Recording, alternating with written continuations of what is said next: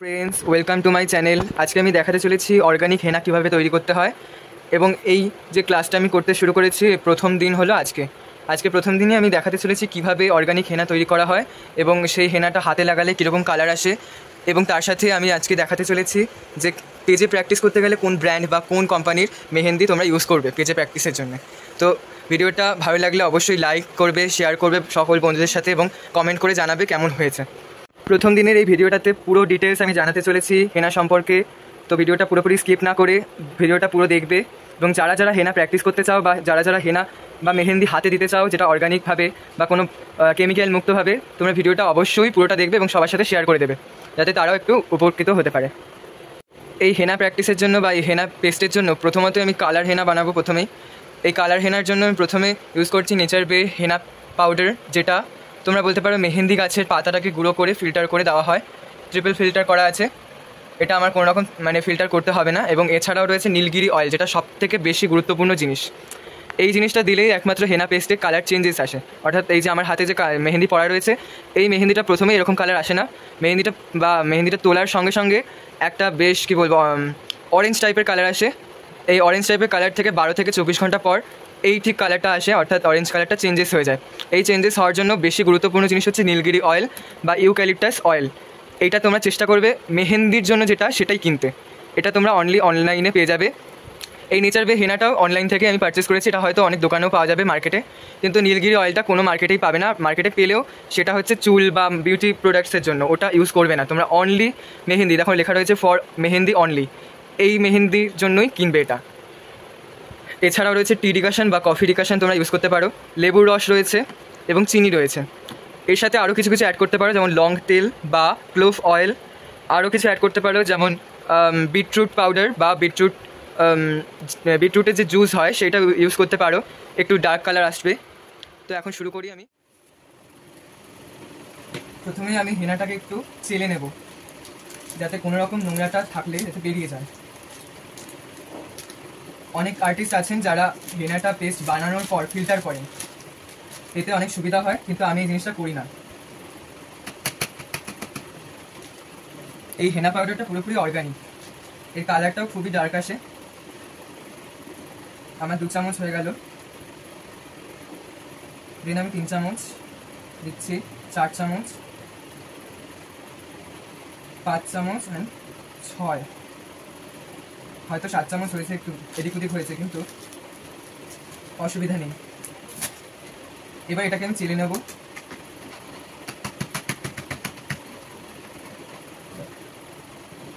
আমি হেনাটা পুরোপুরি ঢেলে দিয়েছি, হেনা পাউডারটা। এবার দিচ্ছি ঠিক যত চামচ আমি হেনা পাউডার দিলাম তার ঠিক অর্ধেক আমি দেবো চিনি, অর্ধেক চামচ, অর্থাৎ 3 চামচ। 3 থেকে 4 চামচ দিচ্ছি, কারণ একটু হয়তো বেশি পড়েছে আমার। ঠিক এরকম দিলাম আমি। এবার কি করবো, আমি একটু মিক্স করে নেবো। মিক্স করার পর এখন প্রথমেই আমি দেবো টি ডিকাশন, অ্যান্ড প্রথমে তার আগে দিচ্ছি আমি লেবুর রসটা। লেবুর রসটা পুরোপুরি ফিল্টার করে নিতে হবে, অর্থাৎ এটাকে ছেঁকে নিতে হবে। কোনোভাবেই লেবুটা ডাইরেক্ট এখানে অ্যাপ্লাই করা যাবে না, কারণ এতে কোণে সমস্যা হবে। লেবুর রস দেওয়ার পর এবার আমি আস্তে আস্তে অল্প অল্প করে টি ডিকাশনটা দেবো।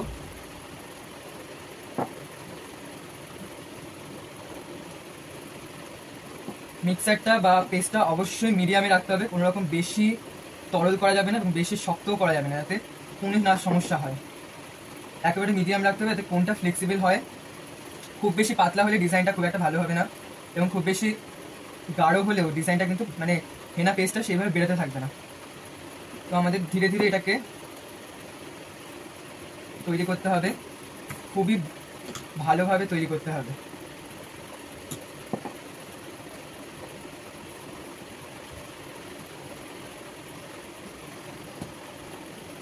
আমার এই ব্যাটারটা অলরেডি মিক্স করা হয়ে গেছে। এবার আমি এতে ইউক্যালিপটাস অয়েল বা নীলগিরি অয়েলটা আমি দিতে চলেছি। এই নীলগিরি অয়েলটা ঠিক যদি পারো যতটা পরিমাণে হেনা পাউডার দেওয়া হয়েছে তার হাফের একটু বেশি পরিমাণে দিতে হবে। অর্থাৎ আমি 6 চামচ নিয়েছি, তার জন্য আমি 3 থেকে 4 চামচ দিচ্ছি। এই তেলটা 2 চামচ দিলাম, 3 চামচ অ্যান্ড 4 চামচ। এই তেলটা প্রচুর পরিমাণে কস্টলি, তোমরা চাইলে এটা অনলাইন থেকে নিতে পারো। এটা অবশ্যই কিন্তু খুবই গুরুত্বপূর্ণ একটা তেল, যেটা ছাড়া মেহেন্দিটা তৈরি হবে না। তোমরা অনেকবার চেষ্টা করে দেখতে পারো, কিন্তু কালার আসবে না এটা না দিলে। এছাড়াও আরও অনেক ধরনের তেল দেওয়া যায়, যেমন স্যাফরন অয়েল আছে, টি ট্রি অয়েল আছে, ইত্যাদি ইত্যাদি অনেক অয়েল আছে, কিন্তু আমি মনে করি এই অয়েলটাই সব থেকে বেস্ট। এবার এই অয়েলটা দিয়ে ভালো করে মেহেন্দিটাকে গলিয়ে ফেলতে হবে, যাতে এর মধ্যে যতটা পরিমাণে চিনি দেওয়া হয়েছে চিনিটা যাতে গলে যায়।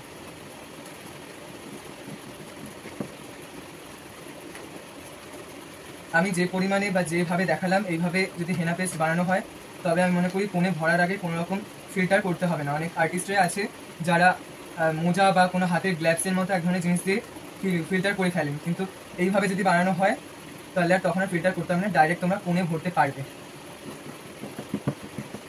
প্রচুর পরিমাণে গোলাতে হবে যাতে পেস্টটা প্রচুর পরিমাণে ফ্লেক্সিবল হয়।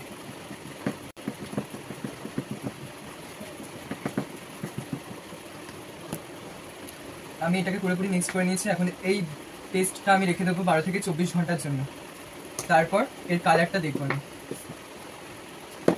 এখন প্রথমে আমি দেখিয়ে দিই এগুলো কীরকম দাম।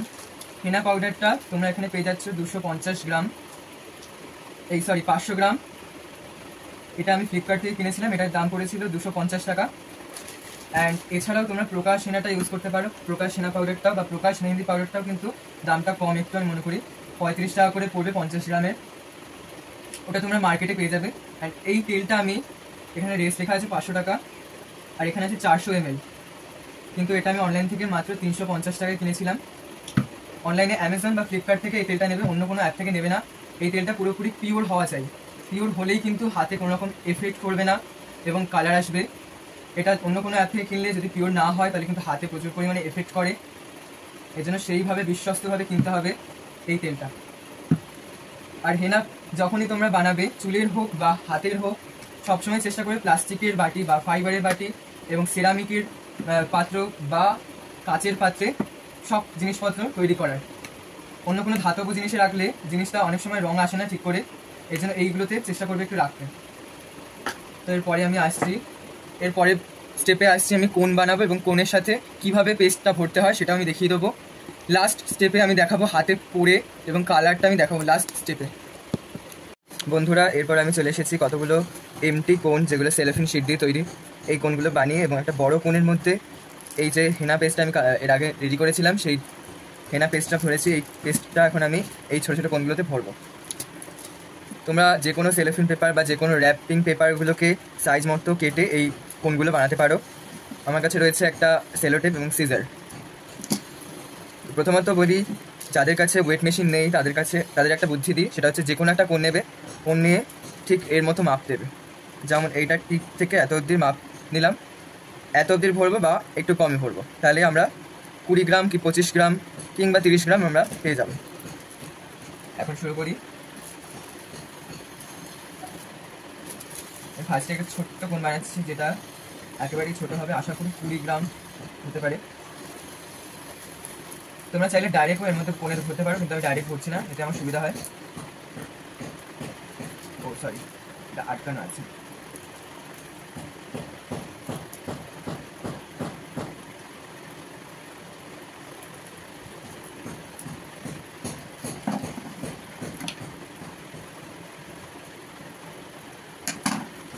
এছাড়াও পেপিং ব্যাগ দিয়েও তোমরা এটাকে করতে পারো, এর মধ্যে কোণে ভরতে পারো।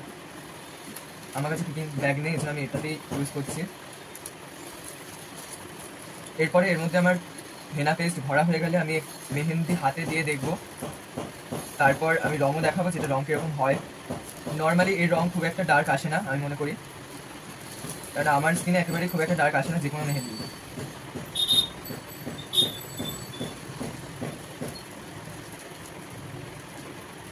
এই যে আমি ভরে দিয়েছি। এবার আমি সেকেন্ড কোণে ভরবো।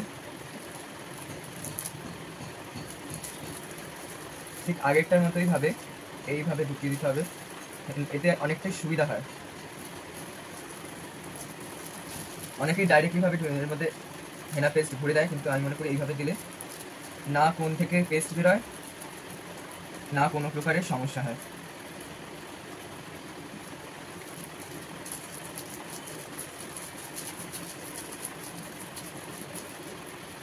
প্র্যাকটিসের জন্য তোমরা এই নিতা কোনটা ইউজ করতে পারো, যেটা খাতায় প্র্যাকটিস করলে খুবই ভালো থাকে এবং কোনো রকম আঠার প্রয়োজন পড়ে না। অনেকে আছে যারা কাবেরি বা অন্য কোনো মেহেন্দিতে প্র্যাকটিস করে শুকানোর পর আঠা দেয় যাতে জিনিসটা আটকে থাকে, কিন্তু এইটা বা এই মেহেন্দিটা অ্যাপ্লাই করলে কোনো রকম আঠার প্রয়োজন পড়ে না। হ্যাঁ, তোমরা আঠা দিতে পারো, আঠা দিলে একটু বেশ অয়েলি থাকবে, কিন্তু এটার আঠার প্রয়োজন পড়ে না, এটা প্রচুর পরিমাণে আটকে থাকে।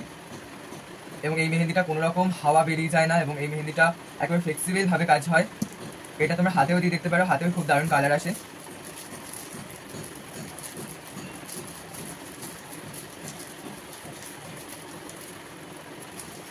তো আমার মনে হচ্ছে এখানেই মনে হচ্ছে শেষ হয়ে যাবে এটা।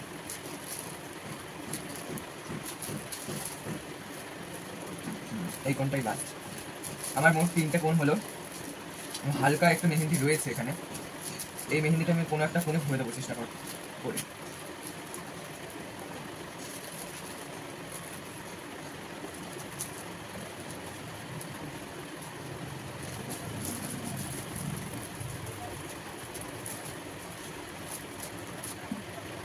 তোমরা দেখতে পাচ্ছ অনেকটা উঁচু দিকে হয়েছে, কেননা আমি এটার কোনো রকম মাপ নিয়ে নিই, মাপ ছাড়াই করছি, অনলি ইউজ করার জন্য।